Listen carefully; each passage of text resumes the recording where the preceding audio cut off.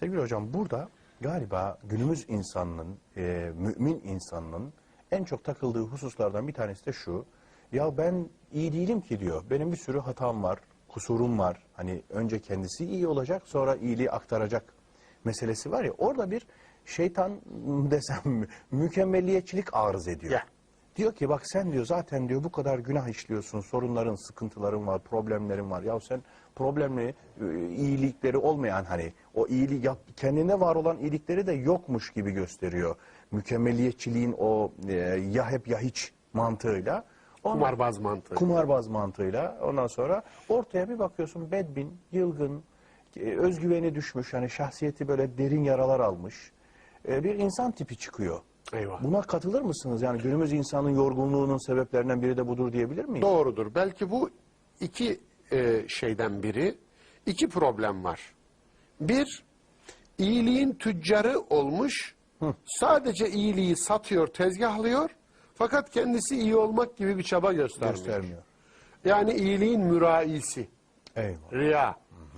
İkincisi ise mükemmellik tuzağına düşmüş. Şeytanın en büyük tuzağıdır mükemmellik tuzağı. Çünkü Adem'i düşürdüğü tuzak da odur zaten. Değil mi? En tekuna melekeyne ev tekuna minel halidin. Melek olmak istemez misin diyor. Ebedileşmek istemez misin? Ve ebedi olarak İstemez. kalacağız. İşte o hapı yuttu işte. Yani işte hapı yedi. Hapı yedi. Tuzağa düştü. Tuzak Aynen yemi öyle. aldı. Aynen öyle. Oysa ki iyiliğin bir sonu var mı ki sen iyi oldum diyeceksin? Yani iyilik varıp da durulacak bir otobüs durağı mı ki geldik bitti diyeceksin. Ya ben bütün iyilikleri tamamladım. Öyle Hadi şey artık olur onu mu? tebliğ edeyim. Bir, ikincisi. Böyle durağan bir iyilik yok ki. İkincisi, insan iyi olabilir, iyiliği yakalayabilir. Fakat iyi olarak kalmanın garantisi yok. Evet. Onun için de mücadele vermek zorunda. vermen lazım. O zaman iyi olmak nedir derseniz, iyi olmak iyi olmak değildir. İyi olma çabasıdır. Harika. İyi olmak deyince varılan bir noktayı Hayır, böyle tayin bir etmiş. şey yok. Böyle bir şey Onun yok. için- Bu varlığın doğasına, yaratılışa Eyvallah. aykırı. Mükemmel olan Allah'tır. İnsan kemale ulaşır, mükemmele değil. İnsan hep yoldadır yani. Varılan Aynen. bir yer. Yolcu. Aslında han yok. Onun Hep için, yol var. aynen öyle. Onun için de insan işte Kur'an'ın verdiği örnekler budur. Neden bir yumrukta cinayet işlemiş, kaza cinayeti işlemiş bir zatı Kur'an ulul azm peygamberler arasında gösteriyor ve üstelik ona bir de mucize veriyor ki iki mucizeden biri 7 beyza.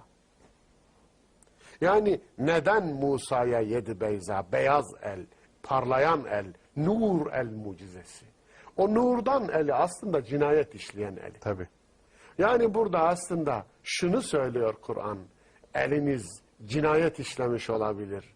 Eğer o eli Allah'a teslim ederseniz o el 7 beyza olacaktır.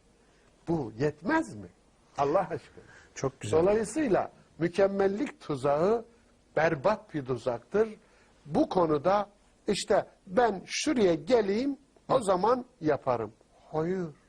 Yok böyle bir şey. Öğreninceye kadar bilmediklerinizin talebesi, bildiklerinizin hocasısınız. Öğreninceye kadar.